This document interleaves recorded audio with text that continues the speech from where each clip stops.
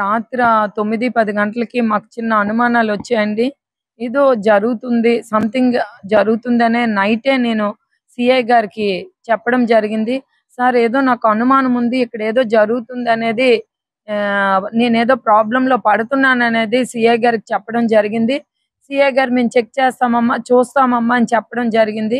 నాకు తెలిసి ఆహ్, దివ్వల మాధురి అనే వ్యక్తి రాత్ర 2 ఈ ఇంట్లోకి ఎంటర్ అవ్వడం జరిగిందనేది నా అనుమానమండి. పోలీసులకు కూడా నేను చెప్పడం జరిగింది. దయచేసి ఇంటిని చెక్ చేయండి. ఆవిడ ఇంట్లో ఉందని కూడా నాకు అనుమానాలున్నాయని కూడా చెప్పడం జరిగింది.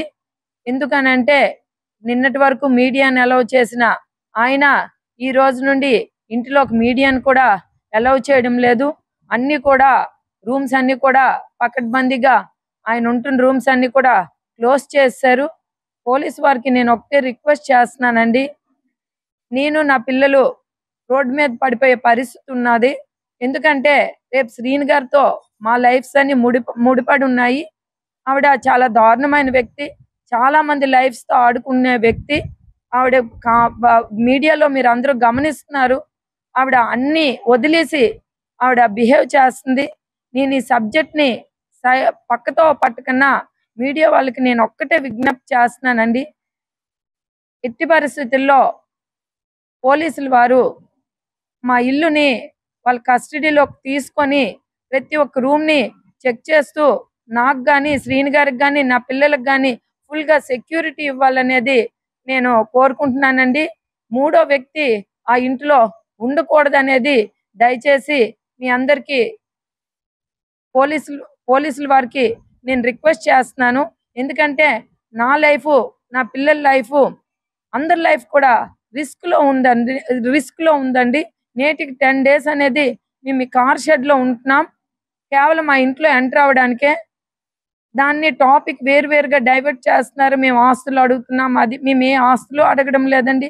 మేము ఎలాంటి కోరికలు కోరడం లేదండి. ఆ ఇంట్లో మేము ఉంటామనేదే కోరుతున్నాము.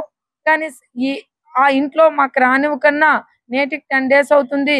ఈ కార్ షెడ్‌లోనే పడుకుంటున్నామండి. రాత్ర 2 గంటలకి దివ్వెల మాధురి అనే వ్యక్తి మా ఇంట్లోకి వెళ్ళడం జరిగింది. రేపు శ్రీను గారికి ఎట్లాంటి ప్రాబ్లమ్ అయినా రేపు నేను నా పిల్లలు రోడ్డు మీద పడిపోవాల్సి వస్తుంది కాబట్టి ఎస్పీ గారికి కానీ, డీఎస్పీ గారికి కానీ, అట్లానే పోలీసు సీఐ గారికి, ఎస్ఐ గారికి అందరికీ నా రిక్వెస్ట్ ఒకటే. ఆ ఇల్లుని మాత్రం శ్రీను గారికి కానీ, ఆ ఇంటికి కానీ, మాకు కానీ ఎట్టి పరిస్థితుల్లో ఎలాంటి హాని కూడా జరగకన్నా ప్రొటెక్ట్ చేయాలనేది నేను మీడియా ద్వారా కోరుకుంటున్నానండి.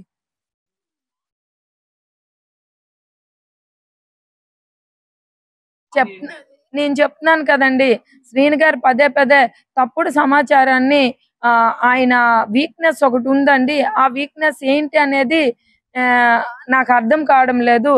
అది ఏ రకమైన ప్రాబ్లమ్‌లో ఆయన ఇరుక్కున్నారనేది కూడా అర్థం కావడం లేదు. మొదటి నుండి మాత్రం మాధురి అనే వ్యక్తి ఆయన ట్రాప్ చేసింది. ఆయన తాలూకు లైఫ్‌ని ఆవిడ చేతిలో పెట్టుకుందనేది మాత్రం నాకు క్లియర్‌గా అర్థమవుతుంది.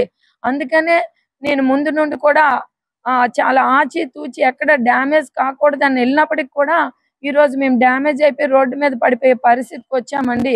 సడెన్‌గా ఆవిడ రాత్రి 2 మాత్రం ఈ ఇంట్లో ఎంటర్ అయ్యి ఒక మీడియాని కూడా ఆవిడ రిలీవ్ చేయడం జరిగింది. నేను 10 రోజుల పాటు నేను అందుబాటులోని ఎవరికీ ఉండను. సోషల్ మీడియాకి నా హెల్త్ బాగలేదు అనేది ఒక మీడియా రిలీజ్ చేయడము, ఆవిడ సెల్ కూడా స్విచ్ ఆఫ్ చేయడం కూడా జరిగింది. దయచేసి దీని మీద దర్యాప్తు చేసి ఆవిడ ఎక్కడుందో అనేది తెలుసుకొని ఒకవేళ ఇక్కడే ఉంటే ఇమ్మీడియేట్‌గా ఆవిడకి బయటికి పంపించే కార్యక్రమం చేయాలనేది కూడా నేను రిక్వెస్ట్ చేస్తున్నానండి. నేను లిఖితపూర్వకంగా ఎక్కడ ఫిర్యాదు చేయలేదండి. రేపు నేను లిఖితపూర్వక ఇన్ రిటర్న్ కూడా ఇస్తాననేది కూడా పోలీసుల వారికి కూడా చెప్పడం జరిగిందండి.